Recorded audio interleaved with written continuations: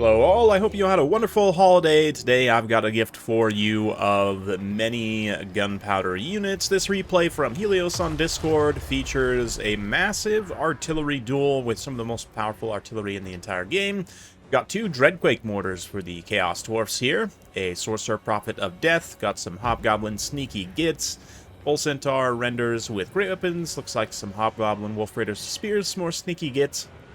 That's pretty much it. So a lot of the value here is going to be coming from those Dreadquakes, which are already landing some shots here into the artillery line of the Vampire Coast. We've got 3 Carronades plus Queen Bess, a Gunnery White, and an Admiral with a pistol, Scurvy Dogs, and some Mournghouls, also bombers scattered around. We've got some polearm deckhands, some Depth Guard polearms even, the black spot there, so Vampire Coast doing their best to duck, dive, and dodge, although the Carronade crews are getting hit pretty heavily, so they're going to want to just return and start... turn around and start to return fire onto these Dreadquakes. We've also got this Demonsmith Sorcerer here as well. No spells on him, just here for healing. The spells will be on the Sorcerer Prophet, Lore of Death. Lore of Death also on the Pistol Admiral here, so both players going to be trying to utilize that Spirit Leech to good effect. Mournghouls come through for a nice little Vanguard disruption. We're going to pull in a big blob of units, and I guess the idea here is to try and force a big blob as possible, then use Queen Bess to do some pretty serious damage, but unfortunately Queen Bess doesn't really land great shots in that blob. It does some damage to the Sneaky Gits, but meanwhile the Carronade's getting some really nice contact on this Dreadquake mortar. One of the Carronade units are almost down, and the Dreadquake makes really good contact with another unit there. We see the Reforge getting triggered.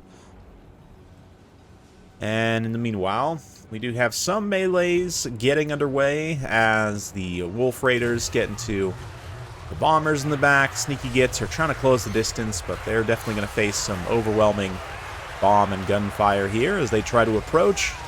Meanwhile, here we've got Fate of Buna just absolutely nuking a Wolf Raider. I mean, tactically, I definitely understand. You want to try and protect those range units as much as possible. I still don't know that I 100% agree with that choice, but still. The Pistol Admiral sitting here in the woods, kind of acting as a point guard. Doing some damage and just, you know, kind of spreading these units around a little bit. But Vampires starting to take some damage as the coast is whittled away here. A little bit of Spirit Leech there on the gunnery mobs. So I guess just trying to figure them out. A little bit odd.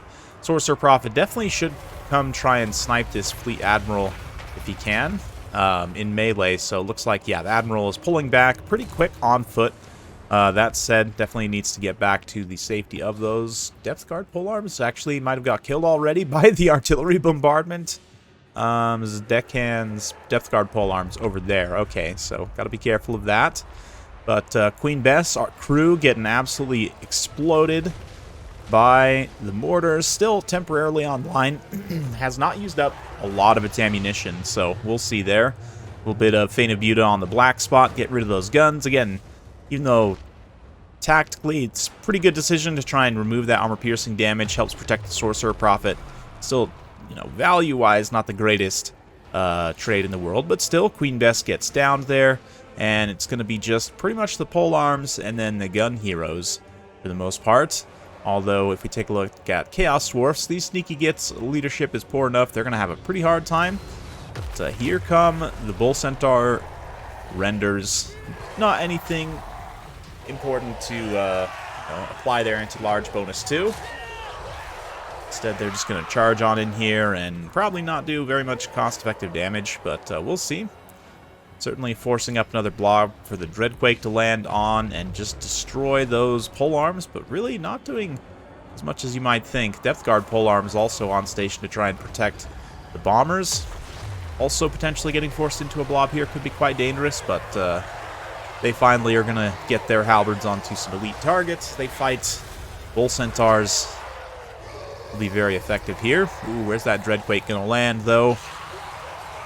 Looking like it's sailing a little wide. Yep, doesn't look like it'll land in a position to do anything to anyone, so there you go. Dreadquakes are just about out of ammunition as well, one thing to be noted. And have they actually ended up paying for themselves? Well, it looks like one did. The other one also did. So yeah, Dreadquakes have been cost effective, and they've used up all their ammunition.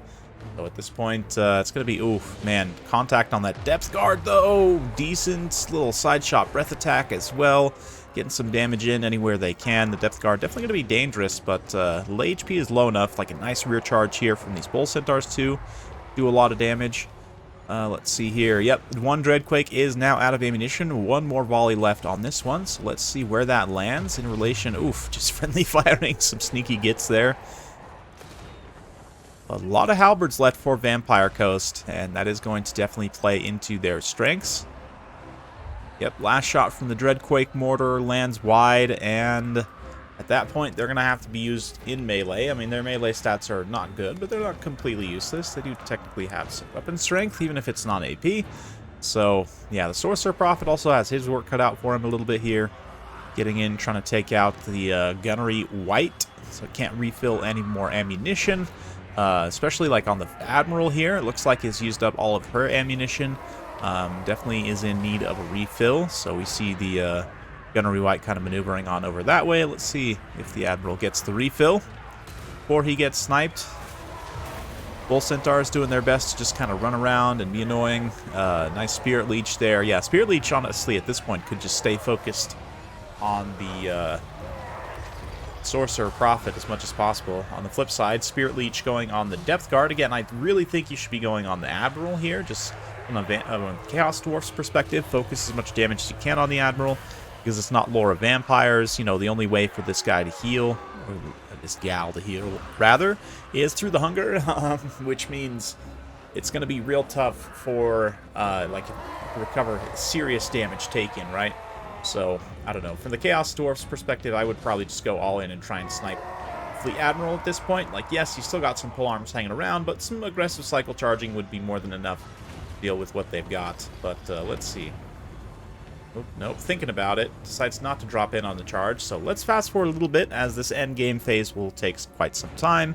Chaos Dwarf finally lands a little charge there, but this whole time, like, just flying around and passively taking damage from the pistol and the rifle of the Admiral and the Gunnery White, respectively.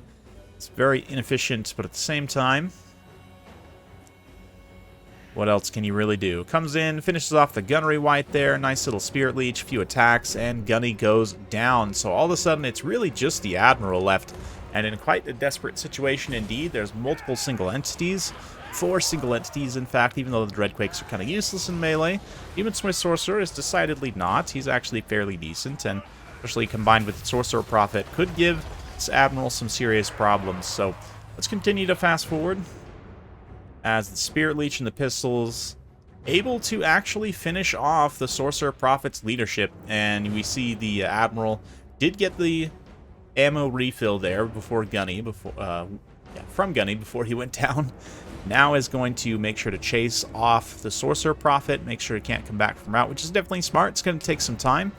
And, yeah, it looks like he's not on fire at will at the moment. Arguably, you could just set it at fire at will so that if any of these units that are pursuing come within range, they're going to be taking passive damage as they are pursuing. But I don't think this Sorcerer Prophet's going to come back from route anyway. So this endgame phase, again, will take some time because Helios here, the Vampire Coast player, and I'd have to check with the attacking rules if single entities shooting attacks count as attacking or not. Technically, this is a break of the attacking rule because he's not actually continuing to use the gun to shoot here. But, yeah. Between the gun and the Spirit Leech, there's enough Winds of Magic left to be able to do some pretty substantial damage. And the Chaos Dwarf player here is also going to make an interesting decision, one I don't necessarily agree with, and that's kind of detach Demon Smith Sorcerer and keep him away. I guess just to keep him from getting Spirit Leeched mostly, but really you would want all 3 of these single entities in a fight if at all possible. And it is going to take some time, though, to try and tank out the damage of the pistol shots and the Spirit Leeches from the Admiral. Eventually he'll have to fight in melee, no doubt, but again, this will take some time, so we're going to just chill out for the time being. 14 minutes on into the battle, and more Spirit Leeches are the order of the day. 1 Dreadquake Mortar down to almost a quarter HP. Whereas Demon Smith Sorcerer sitting around half, about a little under 3/4 for this other one. And the Admiral using the rest of her pistol ammunition, slowly but surely whittling down. Dreadquakes are not unbreakable, so they can, of course, be routed. Plus, there's these few little like patches of trees scattered around as well that will be quite advantageous for the Fleet Admiral to fight in the end game. So, another shot. Spirit Leech there. That Dreadquake's leadership suffering pretty badly. You can see there the Admiral tries to maneuver over to get into the woods and is going to stand and fight now, with the trees kind of acting as a guard there. So, Dreadquake Mortars, a little bit of a traffic jam. And again, the Demon Smith Sorcerer too far away, needed to be closer so that when this fight actually happened, he was within range to support and beat the Admiral. But instead, the Admiral just swiftly dispatches the two Dreadquake Mortars in melee.